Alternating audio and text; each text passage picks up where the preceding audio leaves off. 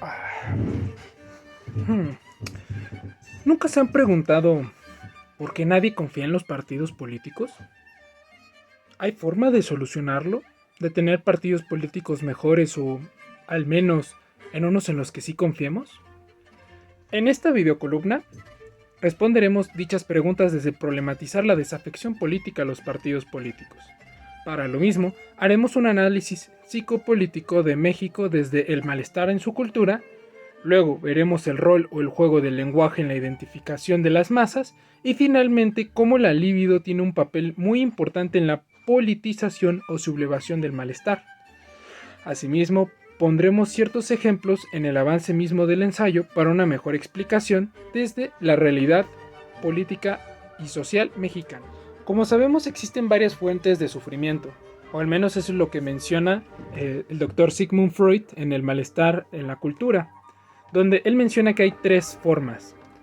La primera es la supremacía de la naturaleza. La segunda es la caducidad y debilidad de nuestro propio cuerpo. Y la tercera es la insuficiencia de nuestros métodos para regular las relaciones humanas en la familia, el Estado y la sociedad.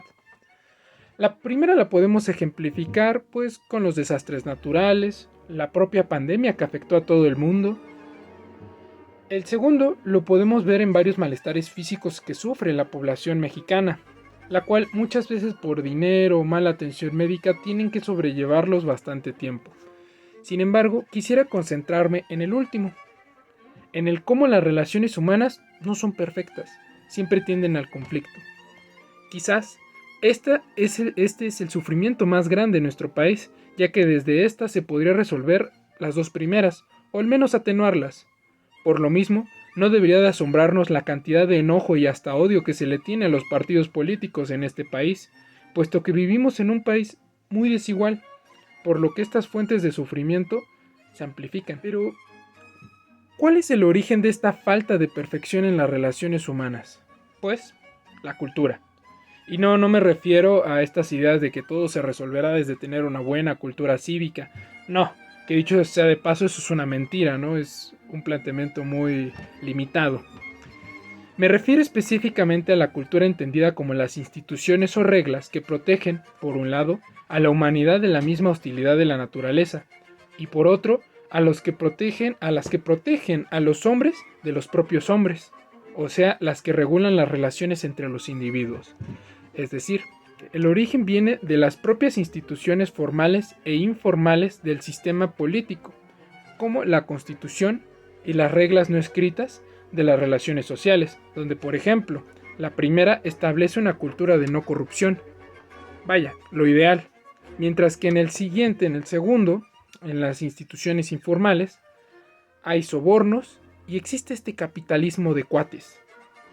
Por eso, esta es una de las fuentes de sufrimiento más grandes y específicamente en nuestro país. Por lo mismo, nace un malestar en la cultura que es el impedimento de la felicidad plena, ya que se agrega otra fuente de sufrimiento, el no lograr soportar el grado de frustración que le impone ciertos ideales de las instituciones o reglas culturales.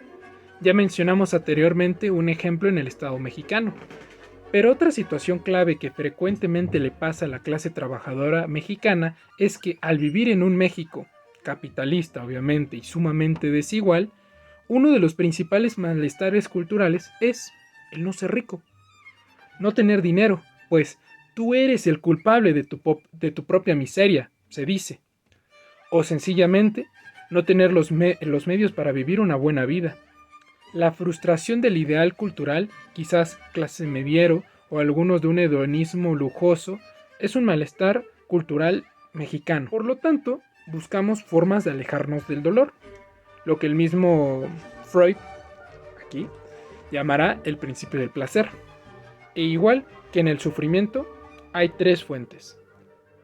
La primera es las distracciones poderosas que nos hacen pequeña nuestra miseria. La segunda, las satisfacciones sustantivas que la reducen. Y finalmente, los narcóticos, que nos tornan insensibles al sufrimiento. El primero podríamos decir que pueden ser los hobbies, ir de fiesta, la actividad científica y ciertas diversiones en general. El segundo lo podemos ver en el arte, como la música, novelas y pinturas, las cuales son de algún modo ilusiones. Y el último, no hace falta que mencione la violencia que ha desatado el mercado de narcotráfico en nuestro país, pero también desde aquí podríamos mencionar ciertos medicamentos que administra la psiquiatría, principalmente en este tiempo histórico. Idealmente, para el segundo sería el partido político, pero ¿por qué a finales del siglo XX y este siglo no está cumpliendo esta tarea de satisfacción sustantiva? Porque todas estas ilusiones de un mundo mejor, todos esos planos ideales, los ha roto al no tener una ideología definida, por lo que hablar de partidos políticos se ve asociado con traición, corrupción y mentiras en general. Acabó el tiempo de los partidos de las grandes ideologías, como los marxistas, liberales, socialdemócratas, conservadores, y pasamos a una época de los partidos catch all, o atrapa todo, en inglés. Básicamente se crea un malestar en la cultura mexicana por una desilusión o una idealidad rota que crea la desafección de los partidos políticos. Por ello, ante este desamparo y la presión de las posibilidades inminentes del sufrimiento que ya mencionamos, las tres fuentes, el mexicano suele rebajar sus pretensiones de felicidad. O sea, el principio del placer se transforma o modifica por influencia del principio de realidad o el mundo exterior. Por ejemplo, la clase trabajadora mexicana deja de lado la política partidaria porque todos son unas ratas y se concentra más en trabajar para algún día tener la posibilidad de tener una vida al menos un poco mejor. Aún siendo México uno de los países más trabajadores, según la OCDE, y con mayor riqueza en el mundo, pero obviamente mal distribuida, y los partidos no han hecho más que fomentarlo. Pero una vez planteado esto, quisiera darle centralidad a la idea de ilusión, ya que el designio del principio del placer es básicamente ser felices. De algún modo, eso es irrealizable en su totalidad, ya que incluso llegando a esa idealidad, siempre sentiremos que habrá una falta, un sentimiento de vacío, de no completud. Sin embargo, no por ello no debemos esforzarnos para su realización, puesto que la satisfacción o la felicidad frente al sufrimiento real se obtiene principalmente a través de estas ilusiones o ideales, sin que la discrepancia del mundo real impida gozarlas.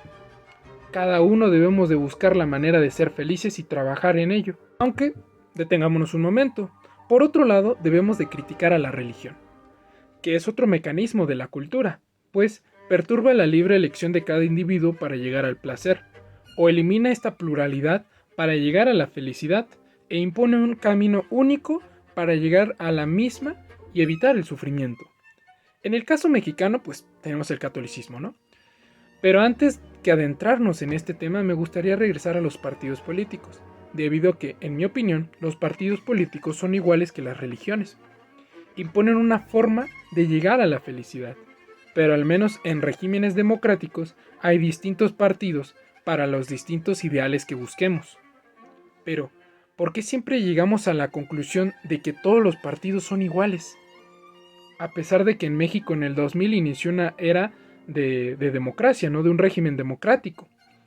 Esta crisis de los partidos tiene su respuesta, como ya vimos, principalmente en los partidos catch-all, pero hay que profundizar su problema. Por lo tanto, hay que pensar, la humanidad, como sabemos, tiene una buena cuota de agresividad o narcisismo, que no solo es controlada por la cultura y sus reglas e ideales, sino por ciertas instituciones que sublevan esas energías por otras en pro de la sociedad.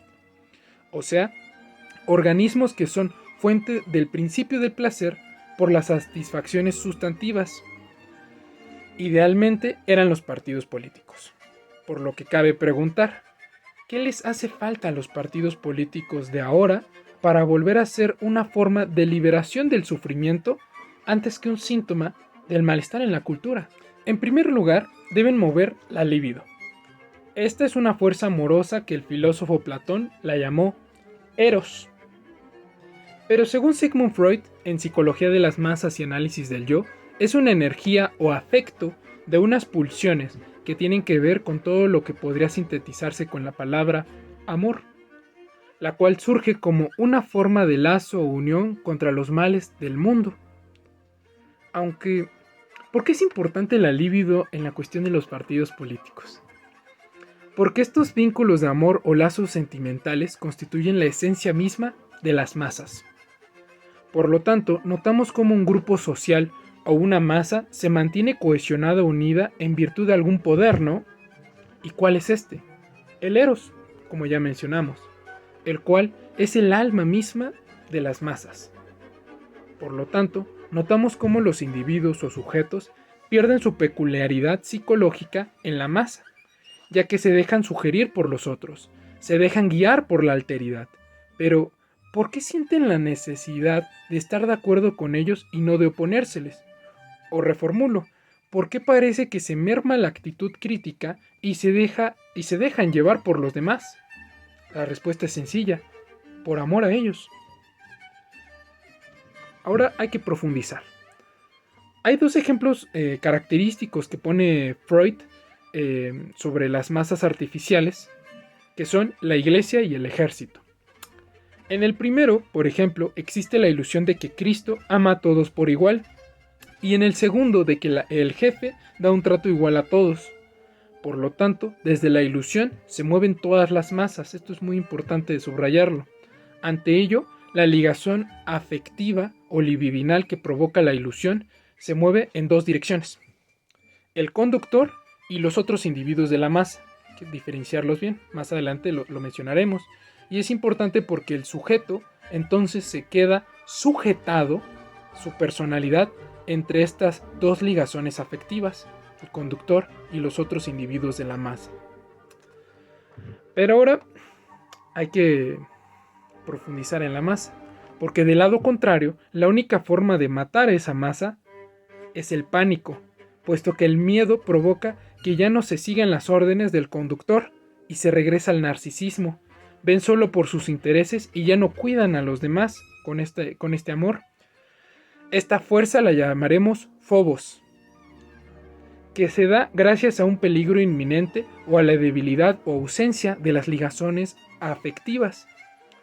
El individuo vuelve entonces a la angustia del malestar en su cultura. Pero hay que ejemplificarlo, ¿no? Regresemos tantito a la masa militar. En una guerra, esta carga libidinal la podremos notar en el nacionalismo. Pero si hay una amenaza muy grande y por lo tanto el Phobos le gana al Eros, se destruye la masa. La única solución ante esto es la esperanza que da la misma ilusión, la cual produce también el líbido. Aunque todavía no llegamos al punto central de la líbido tan necesaria en los partidos políticos, pues el mecanismo de la ligación afectiva se da a través de identificaciones. Por ejemplo, cuando el niño se identifica con el padre y lo vuelve su ideal, es decir, la identificación es lo que uno querría ser, que configura el propio yo a semejanza del otro. La identificación es, por tanto, la forma primera y original del lazo afectivo, la cual es necesaria tanto en lo social y en lo político. Pues, hay que aclarar, la psicología individual es simultánea a la psicología social, ya que la psicología de las masas trata del individuo como miembro de un linaje, donde se heredan rasgos psicológicos. Por ello, necesitamos este mecanismo libidinal como base de los partidos políticos. La identificación, este mecanismo es muy importante. Pero ahora me gustaría que definiéramos qué es la masa. Según Freud en psicoanálisis, psicología de las masas y análisis del yo, dirá que es la multitud de individuos que han puesto un objeto en el lugar de su ideal del yo, por lo que en consecuencia se han identificado entre sí en su yo. ¿Qué demonios quiere decir Freud con esto? Pues básicamente es la sustitución del objeto, o sea, el deseo de tener, por el ideal del yo, o sea, lo que quisiera hacer. Pero agrega la identificación con otros individuos. Para explicarlo, me gustaría que regresáramos a los mismos ejemplos de Freud. Un soldado toma el ideal de su jefe y se identifica con sus iguales, ¿no? Los demás soldados. Y en la iglesia, Cristo es el ideal y los cristianos son con quienes se identifica uno, o la propia masa. Por lo tanto, lo que se está tratando de decir es que se erotiza al conductor, pero se identifica con la masa. Sin embargo, conviene aclarar, el conductor no necesariamente tiene que ser un alguien. También puede ser una idea rectora o un ideal utópico de una sociedad. Por ejemplo, los propios colectivos anarquistas, que no tienen líder, sino una idea fuertemente erotizada. Entonces, ahora la pregunta es, ¿cómo hacer que los partidos políticos usen este mecanismo libidinal de las identificaciones para que nazca un conductor y una masa votante y militante? Porque, como hemos visto, con esta definición, el primer problema entonces sería que el individuo es miembro de muchas masas, tiene múltiples ligaciones de identificaciones que constantemente modifican su ideal del yo, como no sé, la clase, la etnia o determinados grupos de pensamiento político y hasta económico. Como sabemos, la realidad social y política son tan cambiantes que el discernimiento individual es deficiente. Nos mantenemos en una angustia y malestar cultural. La única respuesta es la certeza que provoca el lenguaje. Sin embargo, muchas veces se rompe esa certeza y entramos en un conflicto social, lo polémico. Entra en un juego el propio lenguaje para estructurar el significado de algún hecho social. El discurso es una forma de lazo social que produce significantes que estructuran el significado. Es decir, el discurso produce palabras, ideas y símbolos que dan una definición al fenómeno. La identificación, entonces, que necesitan los partidos políticos se crean con el mismo juego del lenguaje, puesto que el vacío existencial que sienten las personas en su angustia y malestar cultural tiene que ser rellenado por el discurso de otras personas que son igual de vacías que él. Ahora, para profundizar en el discurso y el juego del lenguaje, tienen que ver plenamente con el conflicto. Debemos de pensar, por lo tanto, en tres conceptos de Jacques Lacan: lo imaginario, lo simbólico y lo real.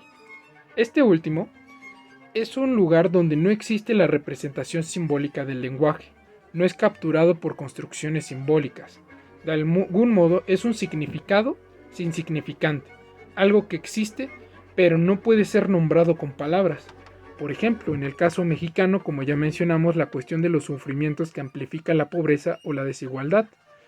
Esta compleja redes sociales y políticas, económicas por supuesto, Slavoj Žižek la va a llamar como una violencia simbólica, que es una violencia invisible porque creemos que es normal, porque es propia del sistema de producción capitalista y de una mala política. Lo imaginario es la ilusión o representación que es generada por el otro, es decir, por un lado, cómo nos identificamos con nuestra propia imagen, a qué masas creemos pertenecer, por ejemplo, y por otro lado, a dónde queremos llegar. Por lo tanto, desde este lugar se generan los ideales y la rivalidad. Ya poníamos el ejemplo del mexicano y su ideal de riqueza o bienestar que le provoca un malestar cultural. Finalmente, está lo simbólico. Esta es la mediación entre el sujeto y el mundo, puesto que es el lenguaje, y este lenguaje es el sistema arbitrario de asignación de significantes a los significados. Es una forma de estructurar el mundo desde la dominación de una visión social. De este modo, es cultura y por lo mismo también es el inconsciente. Desde este aspecto se juega toda la vida política, ya que los partidos políticos tienen que cambiar lo simbólico desde el juego del lenguaje, es decir, modificar la certeza o dar certeza de algo desde un tipo de discurso. En el constante conflicto social, ellos tienen que dar el camino a esa ilusión que tiene el imaginario. La masa se genera desde lo simbólico que produce identificaciones al mover la libido o los afectos con la esperanza. Son la guía entre el vacío que genera el conflicto social, por lo que ellos tienen que crear un tipo de lenguaje para que tú interpretes el mundo como ellos quieren. Básicamente, generan un significado al hecho social desde el significante que son las propias palabras, el discurso, como lo van construyendo. Por lo mismo, cuando un partido político habla que la riqueza de los de arriba caerá a los de abajo y que la salida de la pobreza es que le eches ganas, el imaginario colectivo interpreta eso como una forma de ejercer violencia. Y en efecto, es una violencia simbólica que antes que generar amor, genera odio. Y de vuelta a la angustia con la desafección política. Los partidos políticos entonces tienen que hablar desde lo simbólico directamente con ese malestar cultural de lo imaginario y crear la ilusión o la esperanza que provoque la identificación con los partidos. Es un juego del lenguaje si se dan cuenta. Por lo tanto, el objetivo es crear identificaciones fuertes entre los miembros de una comunidad para que de este modo se pueda ligarlos una identidad compartida, el partido político. Por ello es la centralidad de los afectos en la política. Es proporcionar a los actores sociales lo que Jacques Lacan denominará el goce. Y esta es las fantasías sociales que surgen desde la falta. Por lo que el recurso simbólico que manejen los partidos políticos no deberá ser solo de políticas o soluciones, tiene que ir directo al deseo propio del humano, al goce, a sus ilusiones, a sus ideales. Esta es la única manera para que la desafección política termine por volverse amor.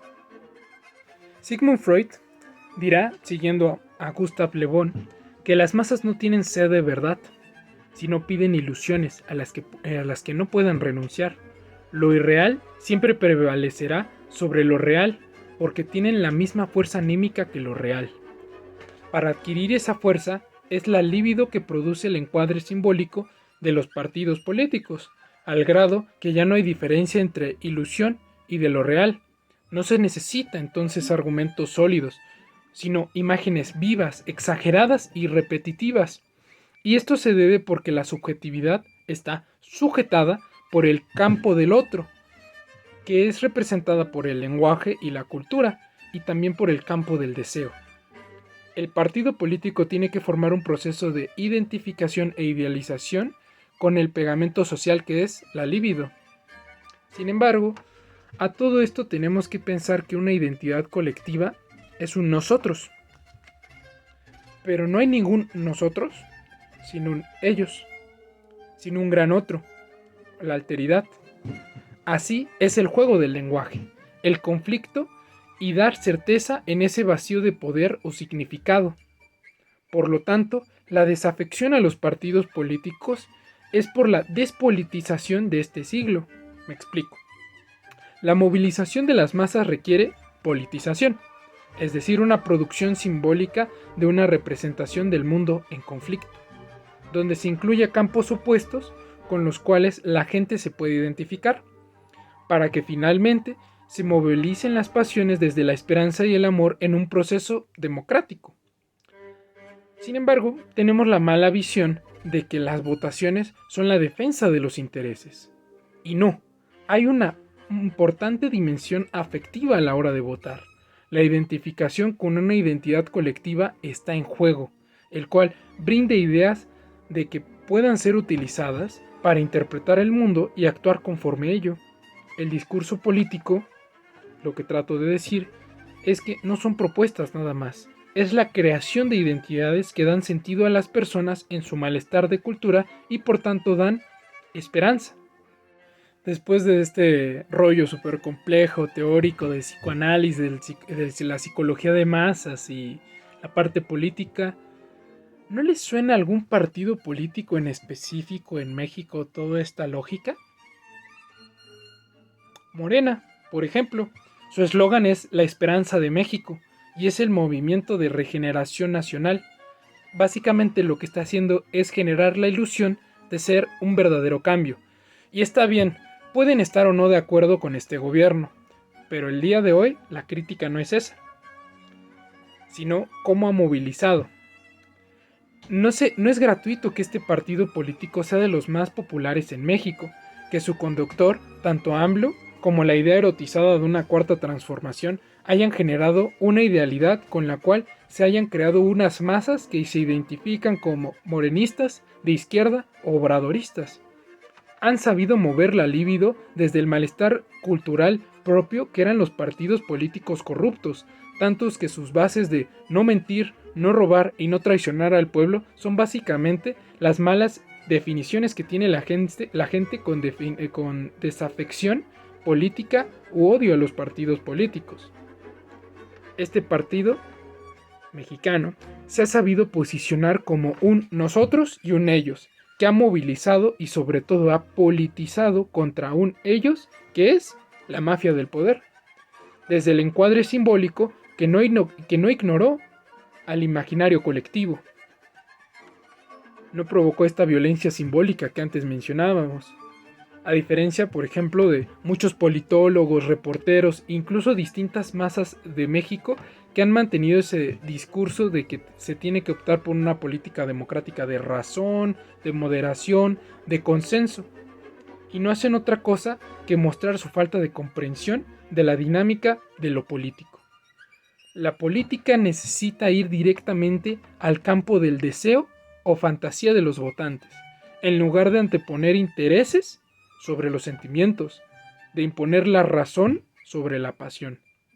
El proceso de identificación es la base de la democracia, y la teoría de que todo debe de ser racional, pacífico y de certezas es la causa principal de la desafección política que existe en el país e incluso en el mundo, y por tanto la despolitización que ha vivido el país por mucho tiempo.